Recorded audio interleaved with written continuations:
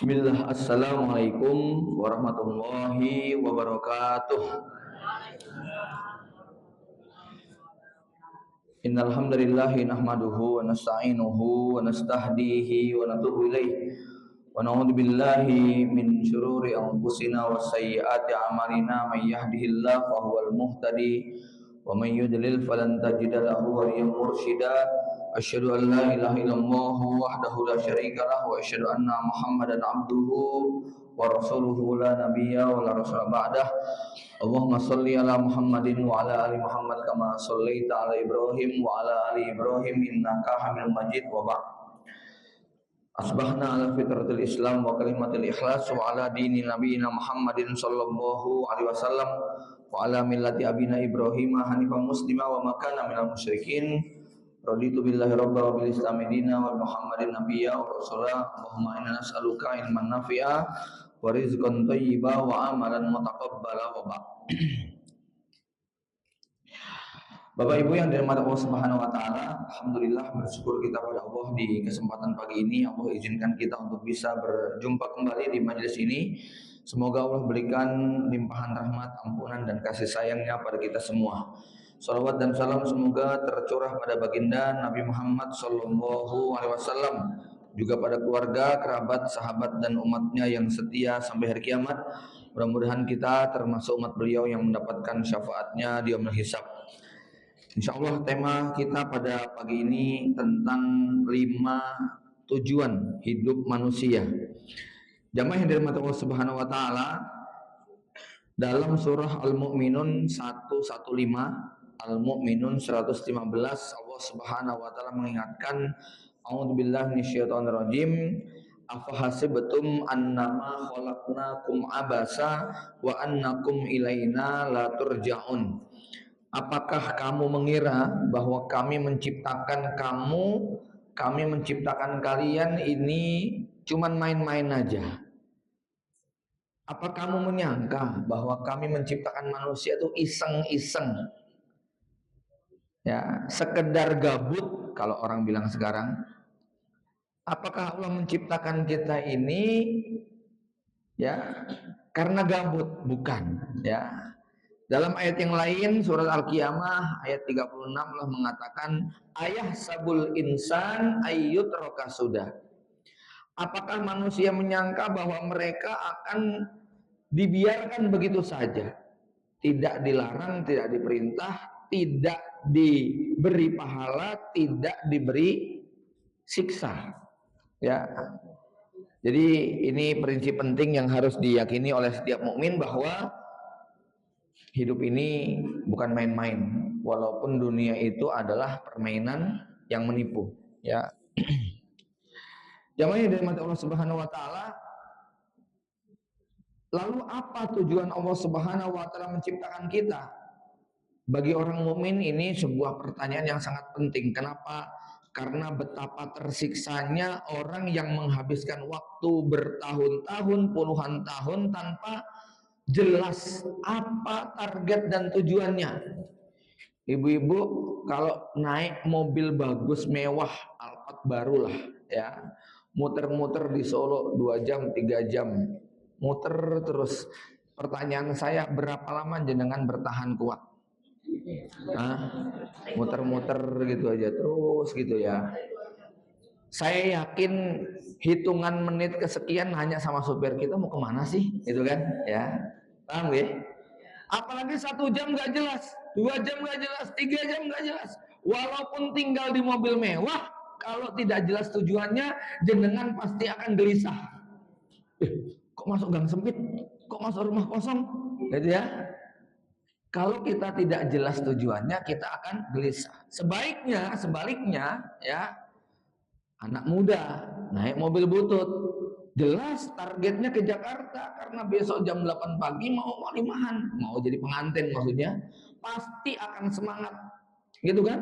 Walaupun ban bocor 3 kali 4 kali di jalan, karena besok pagi jadi pengantin, maka pantang pulang, pantang mundur ke belakang. Kenapa? Jelas tujuannya. Inilah pentingnya kita memiliki kejelasan tujuan dalam kehidupan, karena hari ini maaf kita saksikan banyak anak-anak muda terutama yang tidak jelas tujuan hidupnya. Ya, kata-kata gabut itu sering muncul. Kamu ngapa sih gabut? Iya, lagi gabut ini, ya. Ibu-ibu gabut ini aneh banget, kayak nggak punya kerjaan di rumah itu ya. Nah, jamaah yang dirahmati Allah Subhanahu wa taala, maka dua ayat tadi setidaknya sudah memberikan sebuah teguran yang keras bagi kita. Apa hasibatum annama khalaqnakum abasa? Apakah kalian menyangka bahwa kalian itu diciptakan tanpa alasan? Ya. Lalu Allah mengatakan, ayah sabul insanu ayyutraka sudah. Apakah manusia menyangka akan dibiarkan begitu saja? Umurnya habis, tenaganya habis, hartanya habis, waktunya habis, terus selesai? Enggak. Ya, ada perhitungan, akan ada hitungannya. Ya, ibarat kita masuk ke rumah makan sudah ngabisin ini itu, kok langsung pergi begitu saja? Nggak ada makan siang gratis. Semuanya ada hitungannya.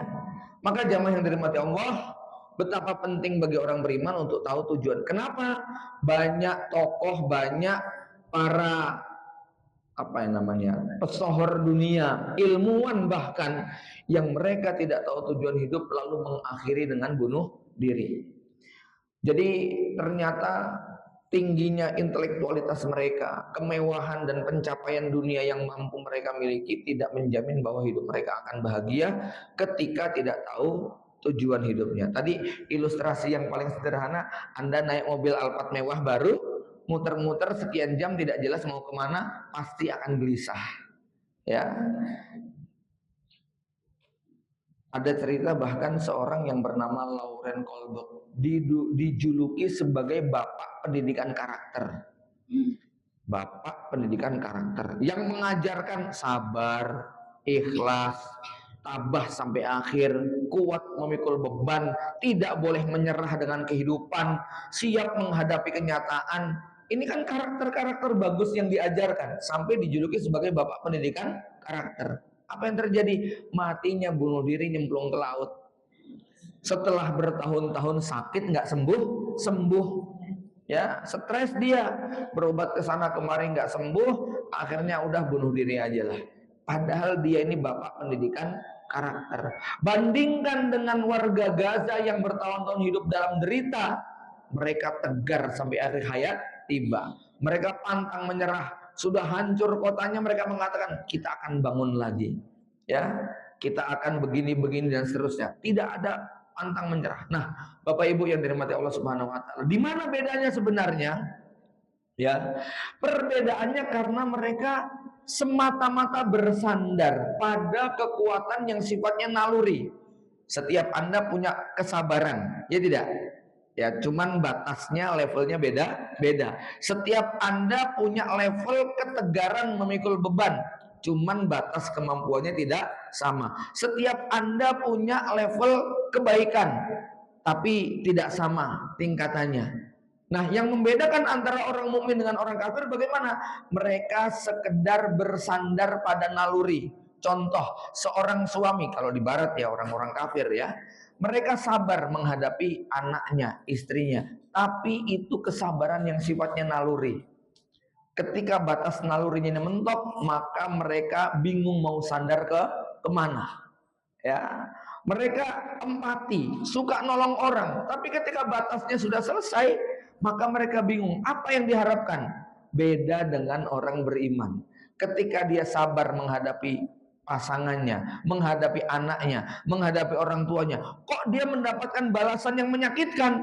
Dia tidak menemukan keadilan dan kedamaian. Dia masih punya satu kalimat, nggak apa-apa, ini cuma sementara, ini cuma di dunia. Nanti akan ada keadilan yang seadil-adilnya. Allah akan tegakkan pada kehidupan yang abadi di hari kiamat.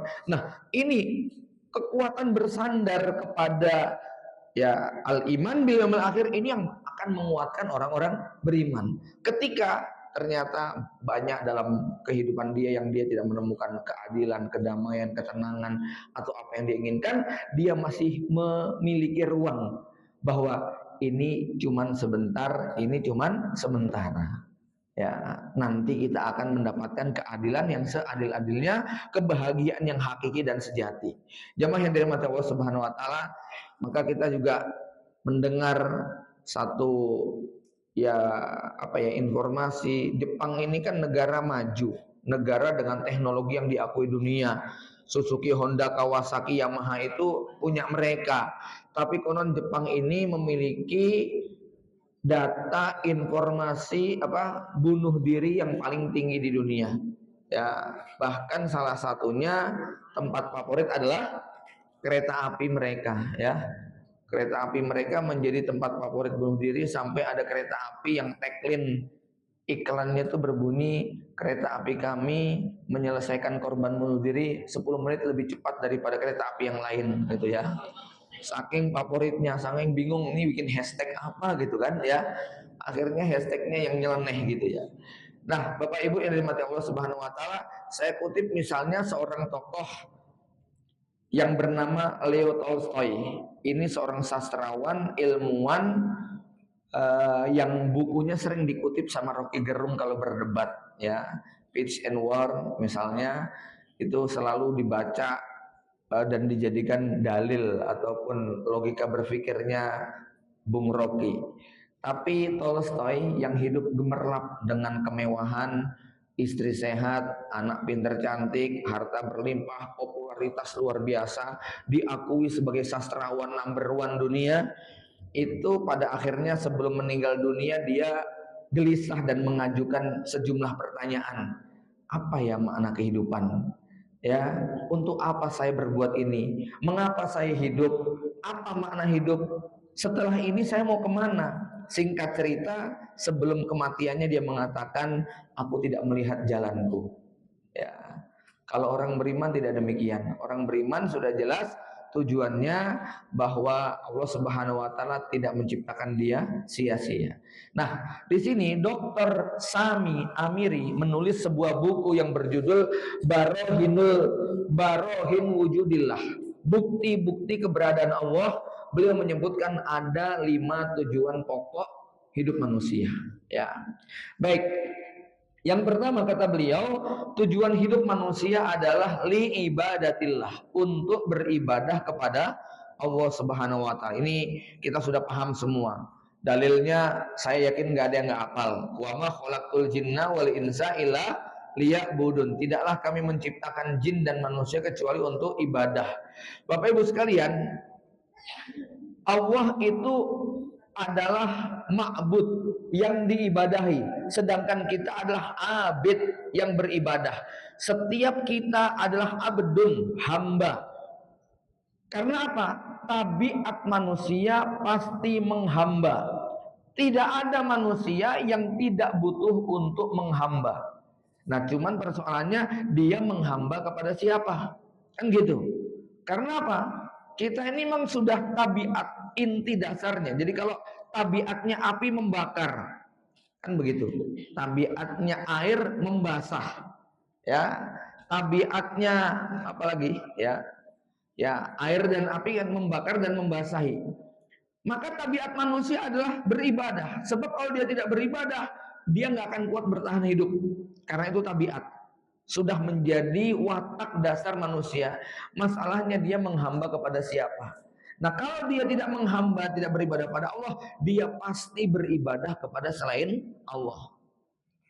Saya pernah angkat kisah ini, seorang yang melakukan penelitian ke berbagai penjuru dunia, lalu dia mengatakan, saya pernah keliling ke satu daerah, tidak ada pusat pemerintahannya, masyarakatnya bisa hidup. Saya pernah keliling dunia, nggak ada pusat belanja, mall dan pertokoannya, masyarakatnya bisa hidup.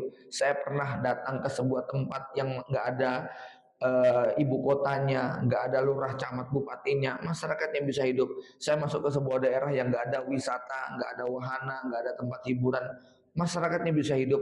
Saya masuk ke sebuah daerah yang nggak ada pabrik, nggak ada industri, nggak ada produksi, masyarakatnya bisa hidup. Tapi saya belum pernah masuk ke sebuah daerah yang tidak ada bekas-bekas tempat ibadah, entah masjid, entah gereja, entah sinagog, entah vihara, entah pohon yang dikeramatkan atau kuburan yang diyakini punya apa namanya, karomah atau bahkan sekedar batu atau simbol apapun, karena ini kebutuhan manusia.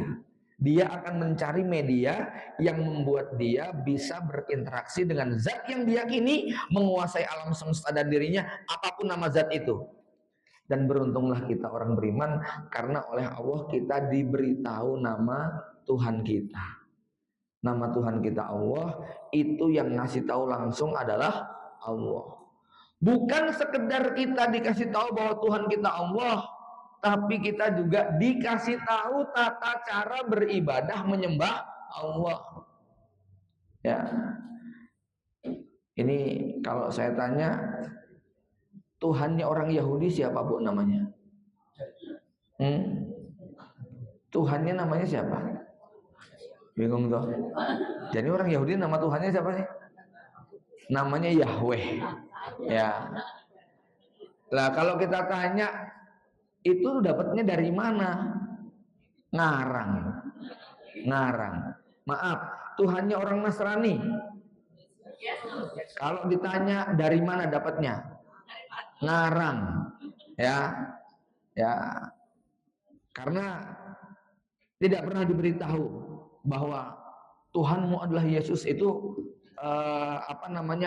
bukan perkataan Yesus, kan begitu. Tuhannya orang Buddha, Tuhannya orang Hindu, Tuhannya orang India, Tuhannya itu, mereka semua tidak diberitahu langsung oleh Tuhannya. Mereka semua adalah ngarang. Termasuk juga tata cara ibadah. Bapak Ibu yang pernah naik pesawat pasti membaca selembar kertas doa naik kendaraan, ya tidak? Di situ ada doa orang Islam, doa orang Kristen, doa orang Protestan, doa orang Hindu, doa orang Buddha. Nanti doa orang Kristen kepada Tuhan Bapakku yang di surga, bla bla bla bla bla. Doanya orang Hindu bunyinya begini, doanya orang Konghucu begini. Pertanyaannya, kalau jenengan baca Bismillahirrahmanirrahim, Subhanalladzi sakhkhara hadza wa ma kunna lahu muqrinin, itu yang ngajarin siapa? Allah melalui Rasulullah SAW. Lah kalau orang-orang selain orang-orang beriman, itu doanya siapa yang ngajarin? Ngarang. Ya, Masya Allah ya. Kita sholat dari takbir sampai salam, siapa yang ngajarin? Allah langsung. Rasul dipanggil ke langit, diajari tata cara sholat. Subhanallah Bapak Ibu sekalian, betapa beruntungnya kita jadi orang beriman. Nama Tuhan kita yang ngasih tahu langsung Allah. Qul huwallahu ahad. Ya, tata cara memanggilnya kita dikasih tahu, urut-urutannya kita dikasih tahu. Kita nggak usah capek-capek ngarang, nggak usah capek-capek berkreasi, tinggal manut, tinggal jalankan. Ini nikmatnya orang beriman, nggak perlu repot-repot bikin tata cara ibadah. Ya, maka beruntunglah kita menjadi orang beriman, diberitahu tentang tujuan hidup beribadah, diberitahu siapa yang wajib kita ibadahi, diberitahu tata caranya, bahkan diberitahu nilai ganjaran dan pahalanya, keutamaannya, kan begitu. Itu kita nggak ngarang, semuanya dikasih tahu langsung. Ya, maka beruntung kalau kita mau menjalankan tujuan hidup ini. Ini yang pertama ya. Tetapi tentu saja harus kita pahami, kalau ibadah dalam benak kita itu sekedar sholat, ngaji, zikir, doa, puasa, maka nampaknya sebagian besar hidup kita bukan untuk ibadah. Ya tidak? Ya, coba silahkan jenengan kalkulasi subuh, duhur, asar, maghrib, isya, kalau digabung paling 1 jam.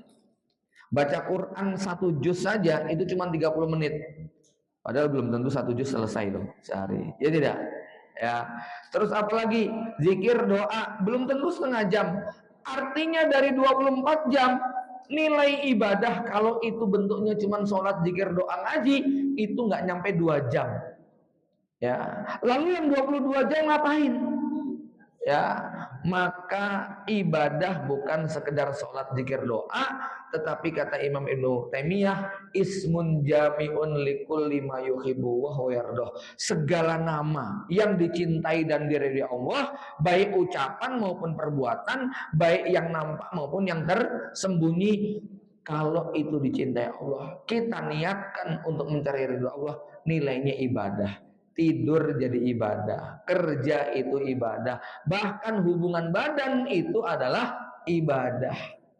Ya, seorang suami mencari nafkah jadi ibadah, seorang bapak mendidik anak ibadah, suami nraktir istri jalan-jalan cari kulineran itu ibadah. Dan itu yang membedakan adalah niat kita. Maka betapa pentingnya Bapak Ibu sebelum melakukan apapun, aktivitas apapun, diniatkan sebagai bentuk ibadah. Dan inilah ikrar kita, inna sholati wa nusuki wa mahyaya wa mamati lillahi rabbil alamin. Kalau ini sudah menjadi makom kita, maka tujuan pertama kita diciptakan Allah Subhanahu wa taala telah tercapai. Wa ma khalaqtul jinna wal insa illa liya'budun. Ini ya.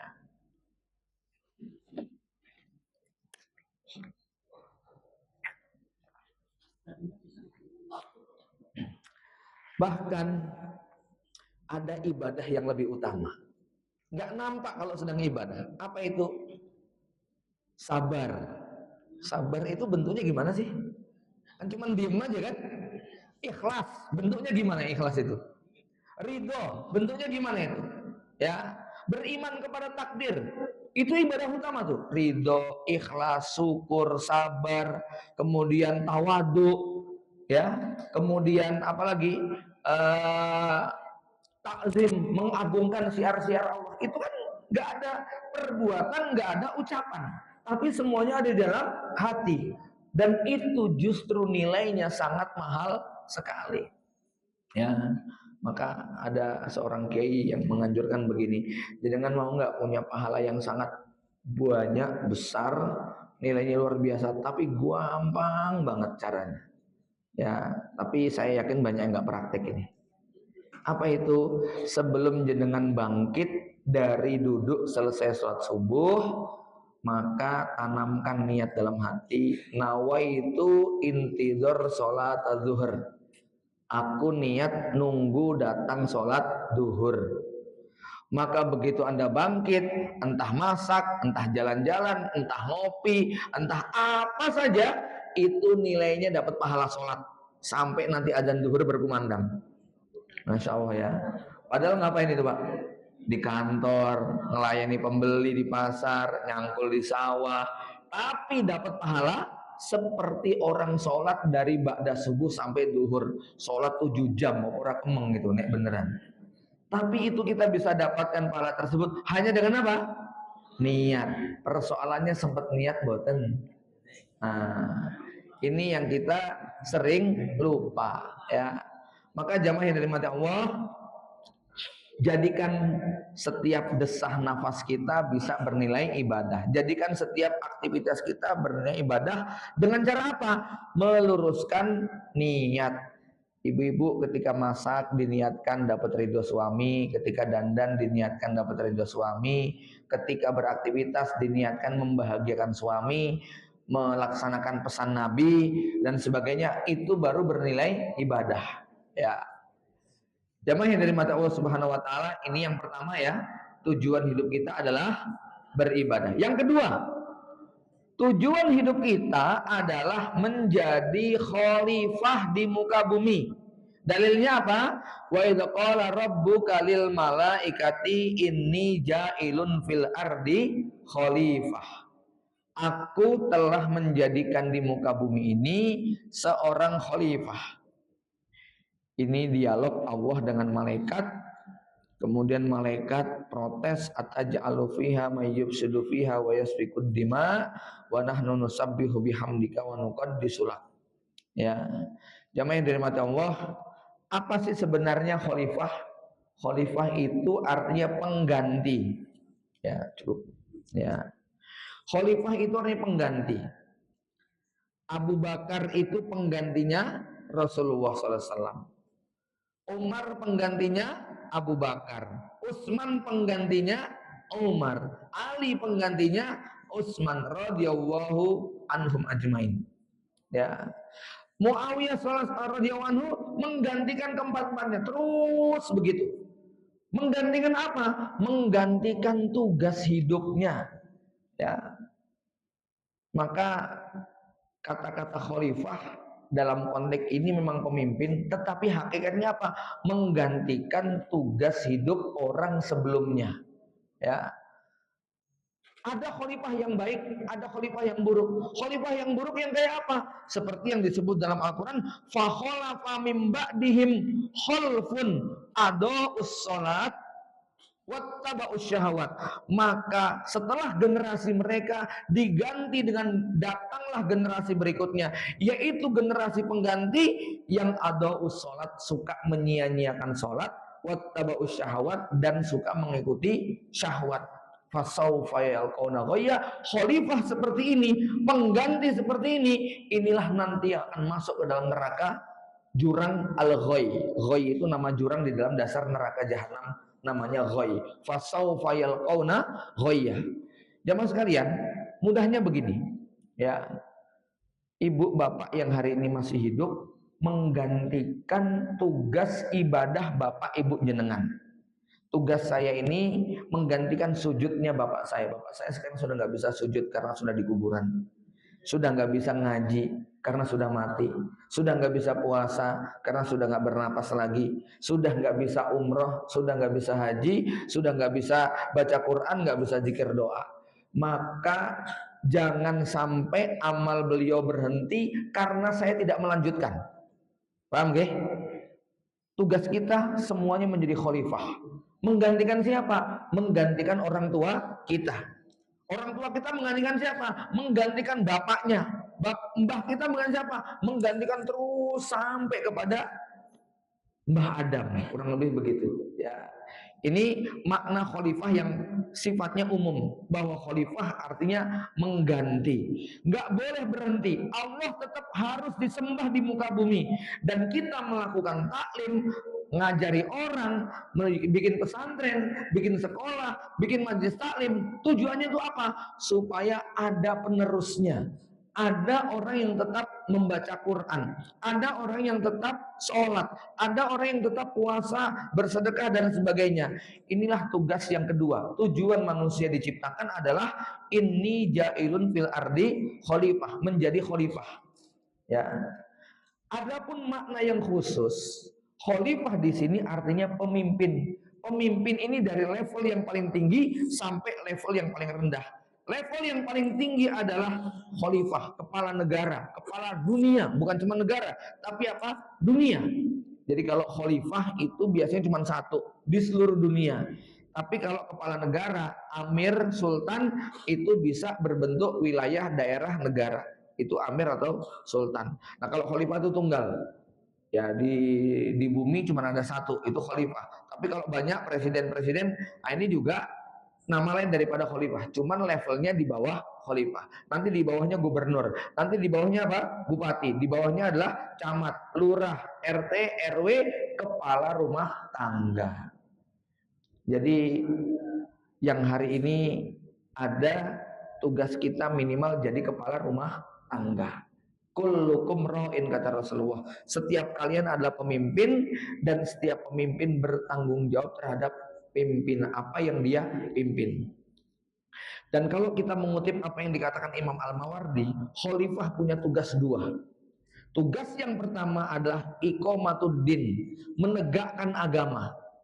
Ya, menegakkan agama itu apa? Salat, puasa, zakat, ya, ibadah. Kemudian apa? Akhlak. Kemudian adab, kemudian hukum-hukum muamalah. Jangan makan riba, jangan zolim, jangan korupsi, dan sebagainya. Kemudian jihad fisabilillah, melawan musuh-musuh yang ingin menodai Islam. Dan yang keenam adalah menegakkan hukum hudud. Kalau ada yang mencuri, potong tangan, berzina, dicambuk, rajam, dan sebagainya. Itu tugas khalifah. Ada dua. Yang pertama menegakkan agama tadi. Nah yang kedua apa? Yang kedua adalah siyasatu dunia bidin, mengatur dunia dengan panduan agama. Gimana caranya supaya nggak kebanjiran? Gimana caranya supaya rakyat tidak kelaparan? Gimana caranya supaya akses kesehatan, akses pendidikan dinikmati oleh seluruh rakyatnya? Bagaimana supaya rakyat mudah berkomunikasi, mudah bepergian, ada jalanan, ada sarana transportasi, ada layanan kesehatan. Ini tugas khalifah, tugas presiden. Mikir dari A sampai Z, bagaimana rakyat tidak sengsara, bagaimana rakyat tidak menderita, bagaimana rakyat hidup bisa sejahtera. Itu yang level tinggi. Lalu level yang paling rendah sama. Suami kudu mikir gimana anak istriku bahagia, gimana mereka nggak kelaparan, gimana mereka bisa mengakses pendidikan, kesehatan, transportasi, komunikasi, ya silaturahmi. Ini tugasnya suami, menyediakan semua sarana. Ya, gimana anak-anaknya bisa sekolah, gimana istrinya bisa paham Quran, bisa ngaji. Ini suami harus memfasilitasi. Suami nggak boleh cuman yang penting aku ibadah. Oh bukan, karena tugas khalifah bukan cuman ibadah, bukan cuman sholat ngaji zikir doa, bukan. Tugasnya adalah memastikan kehidupan ini berjalan, dan kehidupan ini nggak bisa cuma sekedar sholat puasa.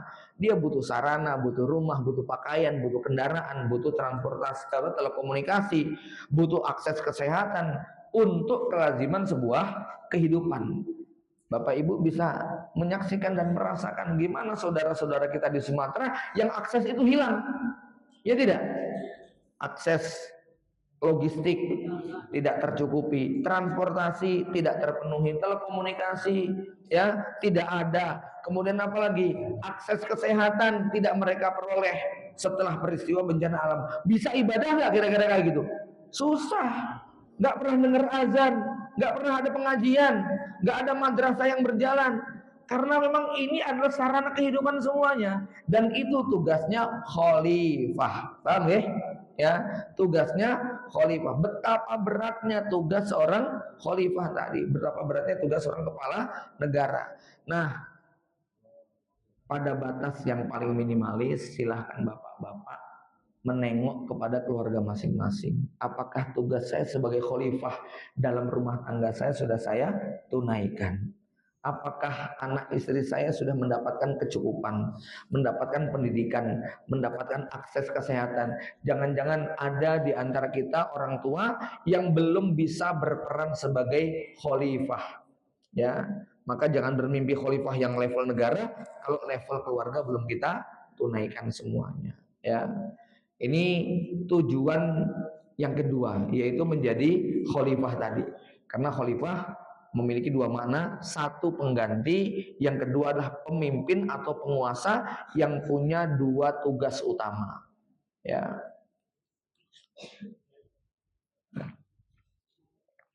Pada makna yang pertama ini berarti kalau anak kita kok nggak mau sholat, anak kita kok nggak mau ngaji, berarti kebaikan kita berhenti pada dia. Kalau jenengan kok nggak mau belajar, berarti apa? Orang tua Anda berhenti nggak dapat pahala. Ya, maka Bapak Ibu sekalian, pada konteks ini saya ingin mengingatkan sekaligus menawarkan tips yang simpel. Anda mau punya anak 2, 3, 4, 5, 12, 50 terserah. Gitu ya, mau berapa aja terserah, tapi pastikan dari mereka ada yang menggantikan kebaikan kita, karena Rasulullah SAW mengatakan begini, laisal aqimul ladzi la yunjibu. Orang mandul itu bukan orang yang nggak punya anak, lakinnal aqim, yang disebut mandul adalah punya anak banyak tetapi tidak memberi sedikit pun manfaat untuk kehidupan akhirat setelah kematian dirinya. Bapak ibunya meninggal dunia, kebaikannya langsung hilang. Tidak ada anak-anak yang melanjutkan. Bapaknya wakaf masjid malah dijual, ya, sama anaknya. Ya, bapaknya punya perpustakaan, anaknya buta huruf semuanya. Wah, ini menyedihkan sekali. Ya, bapaknya punya wakaf di sana sini mangkrak, anaknya nggak ada yang mau ngurusi. Ini bapak mandul namanya. Dia tidak punya khalifah, tidak punya pengganti. Ya, maka jamaah yang dirahmati Allah, tugas nomor 2 ini adalah tugas spesifik yang sangat penting. Tugas yang ketiga, memakmurkan dunia. Tujuan hidup manusia yang ketiga adalah memakmurkan dunia. Allah Subhanahu wa taala berfirman dalam surat Hud ayat 61, huwa ansha'akum minal ardi wasta'marakum fiha. Dialah Allah yang telah menciptakan kamu dari tanah dan menjadikan kamu pemakmurnya. Jadi kita ini diciptakan dari tanah. Tugas kita adalah memakmurkan tanah. Bagaimana memakmurkan tanah? Banyak Bapak Ibu sekalian, ya. Tanah ini harus kita kelola dengan baik karena di dalam tanah ini ada banyak manfaat buat kehidupan kita. Kita mendirikan rumah di atas tanah. Kita menanam pohon dan tanaman di atas tanah. Kita beternak hewan unggas di atas tanah. Kita tambang tanah tadi, muncul di baliknya ada emas, ada minyak, ada tembaga, ada timah, ada apa lagi? Ya, nikel, batu bara, semuanya adalah dalam tanah semuanya. Kemudian di atas tanah tumbuh berbagai macam pepohonan yang bermanfaat untuk kita jadikan rumah, kita jadikan berbagai macam perabot rumah tangga. Di dalam tanah ada kandungan yang sangat luar biasa. Ini semuanya, Bapak Ibu sekalian, saya suka tadabur atau mungkin menghayal ya. Saya tadaburnya itu begini. Kalau jenengan jalan-jalan ke tempat yang belum ada bangunannya, entah ke gunung, entah ke pantai, entah ke wilayah luas ya. Ini batu ini adalah batu yang sudah pernah ada ketika Nabi Adam diciptakan, ya enggak? Dan sekarang masih tetap batu, gitu ya. Jenengan ke Mekah, coba menghayal 5.000 tahun yang silam. Itu di Mekah lagi ngapain ya? Masih tanah kosong, Nabi Ibrahim baru datang, ya tidak? Ya, karena Nabi Ibrahim kan datang tahun 1900 sebelum Masehi, berarti 4.000 tahun yang silam. Itu belum ada apa-apanya. Dan bangunan yang ada di Mekah itu dari mana asalnya? Iya, dari dalam perut bumi, ya tidak? Digali perut buminya, diambil besinya, diambil emasnya, diambil minyaknya, jadi kemudian masjid yang begitu megah dimakmurkan sehingga orang kemudian apa? Bisa beribadah kepada Allah Subhanahu wa taala. Tadi kita sudah katakan, tujuan manusia diciptakan beribadah. Kalau bentuk ibadah itu sholat, maka ketahuilah sebelum sholat ada sejumlah sarana yang harus kita siapkan. Sholat harus wudhu tidak? Harus wudhu, berarti kita butuh air. Airnya dari mana? Ya kalau kita punya sungai yang mengalir, iya. Bagaimana kalau kita berada di tempat semacam ini? Kudu ngebor, ya tidak? Kudu memunculkan air dari tanah. Bagaimana caranya? Kudu menciptakan alat. Ya, harus punya sumur, harus punya pompa dan seterusnya. Ini yang disebut dengan memakmurkan. Maka seorang mukmin harus tertanam dalam dirinya, ya, harus bisa memberi manfaat yang sebanyak-banyaknya. Seorang mukmin tiap hari harus berpikir, apa manfaat yang bisa aku berikan kepada manusia sekitarnya supaya mempermudah ibadah. Kita ibadah kan walaupun bentuknya sholat, tapi kalau perut lapar keroncongan bisa tegak tidak? Berarti butuh makan, butuh minum, butuh pakaian, butuh ngiyup. Lebih nyaman ibadah di tempat AC daripada di padang pasir panas terbuka, ya tidak? Lebih nyaman ibadah di atas karpet empuk daripada di atas rumput berduri. Lebih nyaman ibadah di tempat yang bersih, nyaman, rapi daripada di kanan kiri yang banyak sampah dan kotorannya. Ini ibadah-ibadah seperti ini tidak bisa kita lakukan tanpa ada sarana tadi. Maka seorang mukmin terus mikir gimana caranya supaya orang bisa beribadah dengan semakin lebih baik lagi. Diciptakanlah, diproduksilah semua sarana-sarana ibadah tersebut. Maka, nah ini yang menarik Bapak Ibu sekalian, seorang mukmin apapun penemuannya, apapun capaian teknologi yang berhasil diraihnya, tujuannya adalah untuk memudahkan orang beribadah kepada Allah Subhanahu wa taala.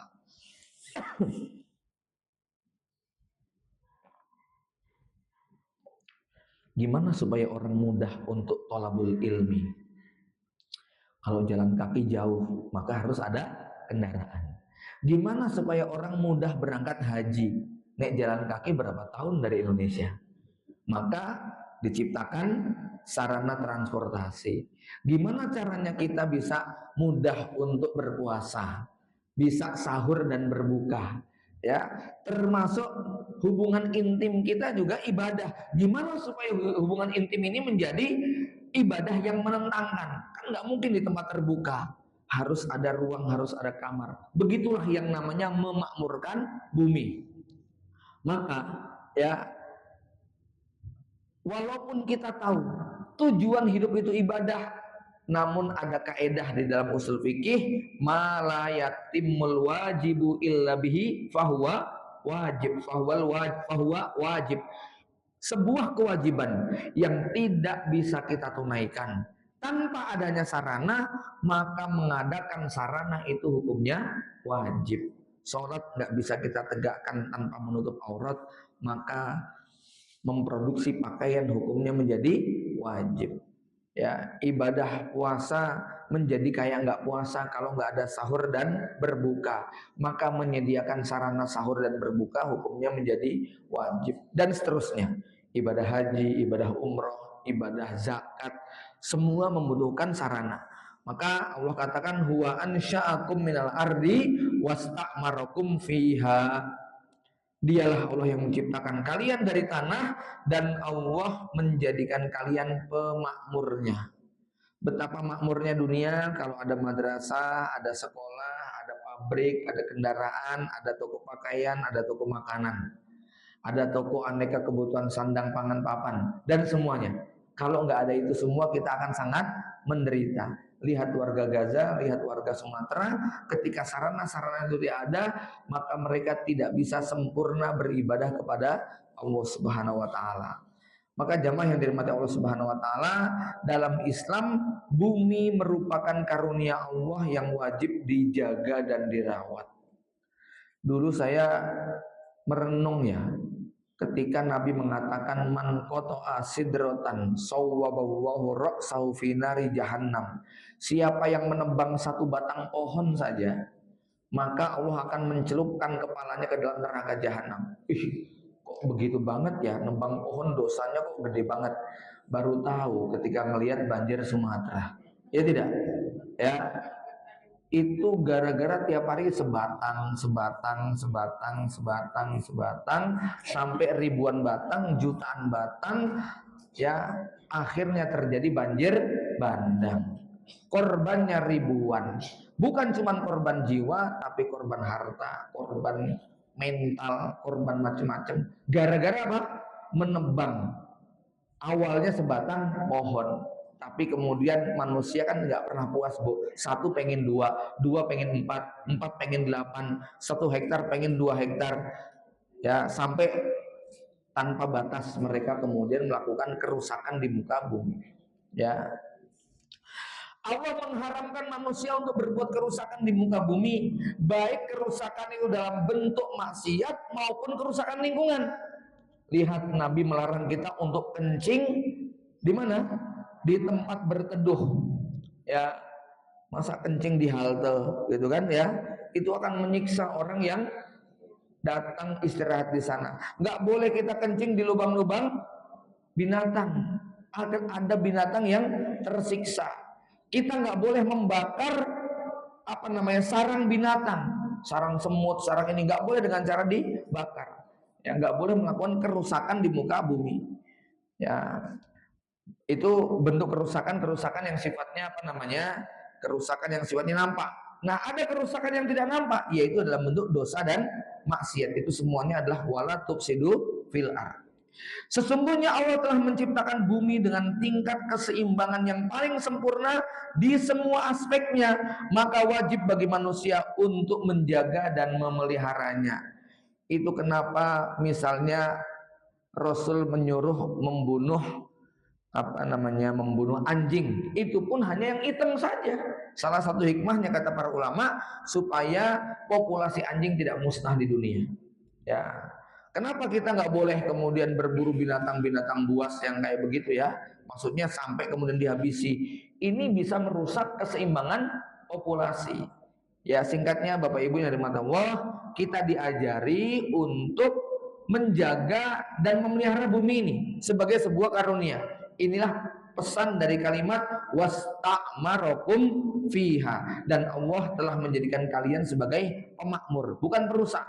Ya, maka membunuh binatang tanpa alasan pun buat main-main ya, pakai ketapel, nembakin burung padahal tidak dimakan, itu dalam Islam hukumnya dilarang ya. Termasuk Islam begitu perhatian.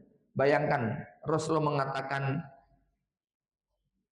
idza qamatis saah, apabila kiamat nanti, kamu tahu nanti kiamat akan terjadi, wa fi yadikum fasilah, di tangan kamu itu ada benih biji kurma, fal yugrisha, hendaknya dia tanam walaupun jelas besok tidak bisa memanen.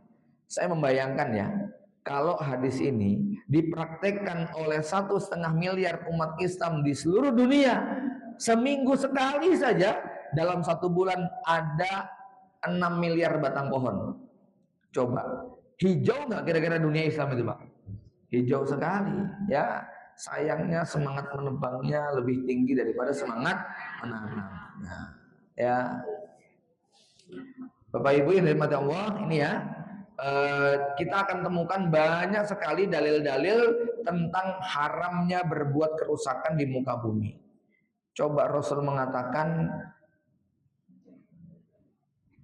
inni ra'aitur rajula yataqallabu fil jannati fi husnin amatuha anit thariq. Sungguh aku melihat ada orang di surga bermain-main di di pangkal pohon, bergelayutan, bersenang-senang. Amalannya apa? Cuman nyingkirin sampah dari jalan.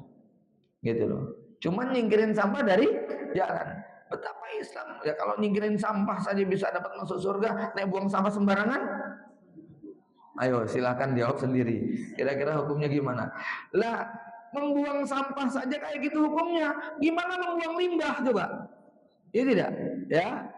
Limbah pabrik, limbah ini sampai menimbulkan kebanjiran, sampai menimbulkan kerusakan lingkungan, sampai merusak populasi dan sebagainya. Oh, itu bisa dosa besar sekali, gitu kan? Ya, uang pipis di pinggir jalan sembarangan saja nggak boleh, apalagi kemudian membuang limbah sembarangan.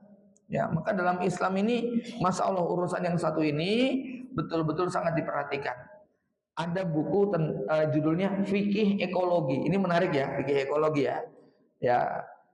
Karena dari buku ini dan juga dari kajian-kajian kami yang lain, kami jadi berpikir ketika ingin bikin sebuah pondok pesantren, lembaga pendidikan. Jadi ada seorang yang menulis begini, saya sangat peduli dengan urusan ekologi, maka saya akan marah, saya akan omeli, walaupun itu teman saya, ketika dia bikin sebuah bangunan tetapi dia tidak paham fikih ekologi.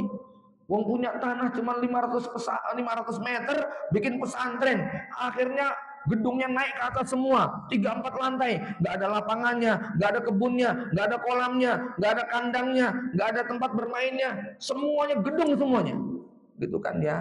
Ini nggak paham ekologi namanya. Padahal manusia tidak hanya butuh dengan batu-batu yang berdiri, ya tidak.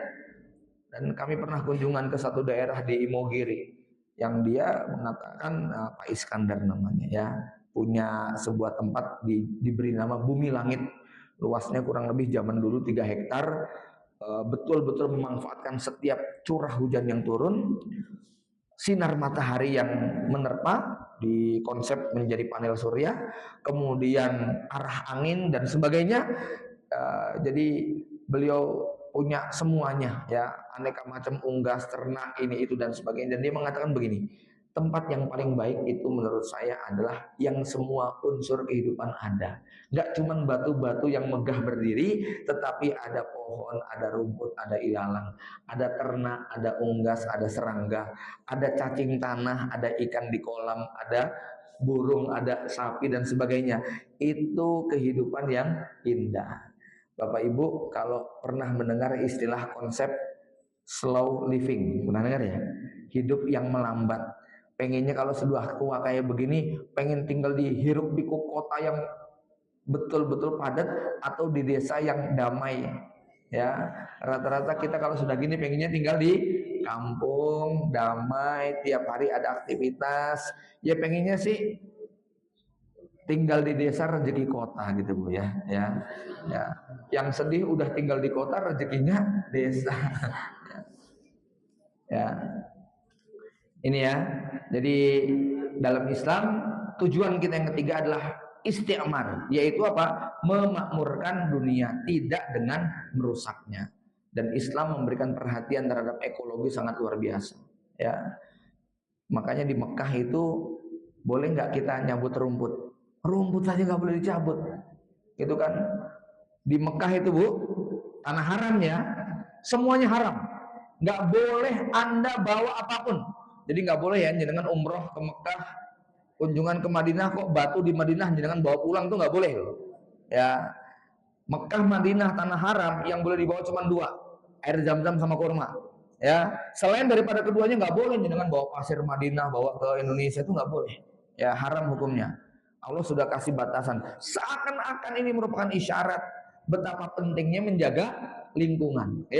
Ya, maka Allah kasih batasan tanah haram tadi, nggak boleh metik pohonnya, bawa daunnya, bawa rumputnya, itu tidak boleh di sana. Yang boleh dibawa cuman kurma sama air zam-zam saja. Ya. Nah, satu konsep lagi bahwa pemakmur adalah pembuat karya yang memberi manfaat banyak kepada manusia. Maka Rasul memberi apresiasi yang sangat tinggi kepada kita. Kalau kita apa Bu? Memberi banyak manfaat. Khairukum anfa'ukum linnas. Orang yang paling baik di antara kalian yang bisa memberi banyak manfaat kepada manusia. Maka semangat kita adalah semangat memberi manfaat. Dan ini sebetulnya ada hubungannya dengan rezeki. Jadi gini ya, ada dialog seorang bapak dengan anak. Anaknya mengatakan, Pak, kok ada ya orang yang nggak punya rezeki ya, sempit rezekinya ya, nggak bisa makan, banyak utang. Apa sih sebenarnya rahasia? Kok ada orang yang kayak begitu susah banget rezekinya? Lalu si bapak memberi nasihat yang normatif tapi agak jelek dan nyelekit ya. Bapaknya ngomong begini, Nak, rezeki itu ada irisannya dengan guna dan manfaat yang kita ciptakan. Ya. Semakin banyak manfaat dan guna yang kita berikan, semakin besar potensi kita mendapatkan rezeki. Contoh, kamu pintar masak, masakan kamu enak, lalu tetangga kanan kiri cocok, terus dia beli, kamu dapat rezeki nggak? Dapat. Karena apa? Kamu memberikan guna, memberikan manfaat. Kamu pintar bikin web, kamu pintar bikin video, kamu pintar desain, bikin ini, bikin itu, lalu orang datang meminta jasa kamu, akhirnya satu desain dibayar sekian, dia mendapat manfaat karena tokonya jadi bagus dengan konsep desain kamu. Maka kamu dapat rezeki, ya, dapat bayaran. Terus kamu apalagi pinter ini pinter itu, ya. Maka semakin kamu bermanfaat, semakin kamu berguna, semakin besar kamu dapat rezeki. Nah, ini kalimat berikutnya yang agak nyakitin. Kalau ada orang yang nggak dapat rezeki, jangan-jangan dia manusia tidak berguna. Silahkan kita muhasabah ya. Oh, aku jadi manusia nggak berguna. Bapak-bapak sakit nggak Pak kalau diomongin dasar suami nggak ada gunanya? Itu sakit hati nggak Pak? Oh, sakit hati banget. Maka menyedihkan kalau orang itu hidupnya sudah tidak berguna. Ya, disitulah Nabi mengatakan sebaik-baik kalian adalah yang paling banyak berguna bagi manusia yang lain. Nah, ini konsep isti'mar. Pemakmur bumi adalah yang bisa memberikan manfaat dan kegunaan bagi manusia yang lain. Ya. Dan kita pasti senang kalau bergaul berteman sama orang yang banyak manfaatnya. Ya. Dan kita nggak suka kebanyakan circle tapi nggak ada gunanya. Ya. Yang keempat, tugas kita adalah mengemban amanah dan janji. Allah Subhanahu wa taala berfirman, "A'udzubillahi minasyaitonirrajim. Inna aradnal amanata 'alas samawati wal ardi wal jibal." Sesungguhnya kami telah menawarkan amanah kepada langit, kepada bumi, kepada gunung, semua angkat tangan, lalu wahamalahal insan, diambil oleh manusia. Ya, manusia kemudian bilang, "Sini ya Allah, amanahnya tak terima." Bapak Ibu sekalian, sudah pernah kita singgung dalam bab ini, Amanah menurut para ulama ada dua pendapat. Yang pertama adalah syariat, yang kedua adalah otak atau akal. Ya, berarti kalau tugas kita ini adalah menjaga amanah, yaitu apa? Melaksanakan ibadah dan syariat. Yang kedua apa? Merawat akal kita untuk kita pakai, kita asah, ya kita gunakan untuk berpikir. Ya, amanah di sini adalah agama artinya. Berarti agama ini harus kita jaga, nggak boleh disia-siakan. Amanah artinya adalah otak atau akal. Berarti akal kita harus dipakai buat berpikir. Itu kenapa dalam Al-Quran banyak sekali ancaman dan kecaman kepada orang yang otaknya tidak digunakan. Afala ta'qilun, otakmu di mana? Afala tatafakkarun, kok ya nggak mau mikir? Afala yatadabbarun, kok ya nggak mau merenung? Ya, maka ternyata Bapak Ibu sekalian, besok nih di neraka orang-orang kafir itu ngaku bahwa selama di dunia otaknya nggak dipakai. Dalilnya mana? Surat Al-Mulk, Allah mengatakan wa qalu law kunna nasma'u au naqilu ma kunna fi ashabis sa'ir. Mereka berkata, seandainya waktu di dunia telinga kami pakai, otak kami gunakan untuk berpikir, tentu kami nggak akan masuk ke dalam neraka. Orang bunuh diri itu biasanya gara-gara apa, Bu? Otaknya sudah buntu. Orang ngomel-ngomel, marah-marah, ngamuk-ngamuk, nggak jelas, banting-banting, mecah-mecah, itu biasanya gara-gara apa? Otaknya sudah buntu. Ibu-ibu, ini penting sekali. Kenapa? Karena banyak menggunakan perasaannya daripada logika. Makanya kalau kita mau sebelum melakukan sesuatu, mikir aja sebentar, biasanya banyak masalah yang selesai. Tapi rata-rata kita melakukan tanpa berpikir panjang. Dan khusus buat warga Indonesia ini menjadi lebih relevan karena konon katanya orang-orang Indonesia itu otaknya masih banyak yang original. Ya, otaknya masih disegel bahkan ya, nggak pernah dipakai dari sejak diciptakan gitu loh ya. Makanya kadang-kadang ya ada kalimat sarkasme ya. Kalau orang itu pengen menegur orang lain yang bodohnya kebangetan, kalimatnya begini, dulu kamu tuh waktu pembagian otak datang nggak sih, gitu ya. Itu kalimat untuk nyindir orang yang ya nggak mau apa mikir. Kamu waktu pembagian otak absen ya, gitu ya. Pantesan kayak begini jadinya, gitu ya. Itu saking keselnya gitu Bu ya. Pas pembagian otak nggak datang, akhirnya nggak kebagian, gitu kan ya. Kebagiannya sedikit, jadinya ya nggak bisa ya merawat otaknya. Bapak Ibu yang dari mata Allah Subhanahu Wa Taala, mengemban amanah dan janji ini adalah tugas kita ya. Maka tugas kita merawat otak kita dengan apa Bu? Pak, belajar ya. Belajar bukan cuma membaca dan menulis, tapi apa? Berpikir. Bahkan sebenarnya semua yang ada di dunia ini lahir dari mana? Berpikir. Piye yo cara nih? Gimana ya supaya gimana ya? Nah, orang kalau mikir terus akan banyak sekali kreasi karya yang bisa dihasilkan ya. Maka betapa penting bagi kita untuk menjaga amanah. Ya, karena memang salah satu daripada tanda-tanda kiamat adalah amanah akan disia-siakan. Ya, dan hari ini makin banyak sarana fasilitas yang kita miliki, makin sedikit orang yang mau mikir. Ya, profesi berpikir itu menjadi makin langka karena dari kecil kita, anak-anak kita sudah memasuki zaman malas mikir. Dimulai dari konten-konten yang apa orang bilang brain rot ya, otaknya membusuk, otaknya rusak, otaknya mengecil karena kebanyakan tontonan yang bikin kita males untuk gerak. Ya, otaknya penuh dopamin, akhirnya nggak mau mikir. Ya, Bapak Ibu dari mata Allah, ini tugas kita. Yang terakhir tugas kita adalah menegakkan keadilan di muka bumi. Kenapa? Karena hidup tanpa keadilan yang ada adalah kezoliman. Adil itu lawannya zolim. Ya, maka ada satu sila di dalam Pancasila kita. Yang kelima, bunyinya apa? Keadilan sosial bagi seluruh bagi seluruh rakyat Indonesia. Ada yang menarik di sini. Adil itu bahasa apa, Bu? Bahasa Arab. Bahasa Indonesianya adil apa?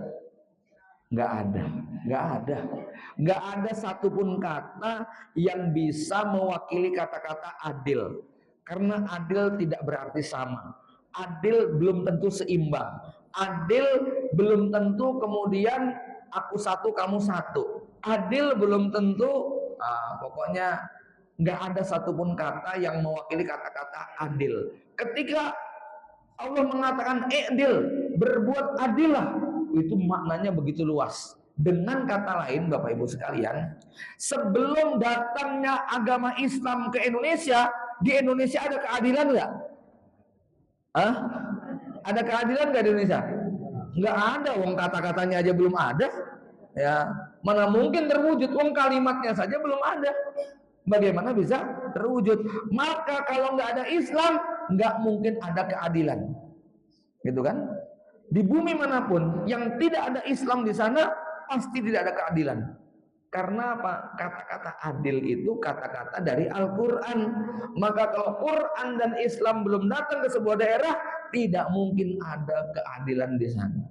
Ya, dan kita diperintahkan untuk menegakkan keadilan karena ini merupakan sumber ketenangan dalam hidup kita. Kita benci diperlakukan tidak adil. Kita marah dengan hilangnya keadilan. Maka ada banyak yang mengatakan Indonesia itu tidak kurang jumlah orang pintar. Indonesia itu berlimpah orang cerdas. Cuman Indonesia ini sudah nggak ada lagi yang namanya keadilan. Ya, tadi keadilan sosial bagi seluruh pejabat penguasa yang terjadi. Bapak Ibu yang dirahmati Allah, demikian pembahasan kita tentang 5 tujuan hidup. Menurut siapa tadi, Bu? Dr. Sami Amiri, ya. Nomor 1 apa tadi? Beribadah. Nomor 2, menjadi khalifah. Nomor 3, memakmurkan dunia. Nomor 4, mengemban amanah. Nomor 5, menegakkan keadilan. Aku qauli hadza wa astaghfirullah wa lakum. Assalamualaikum warahmatullahi wabarakatuh.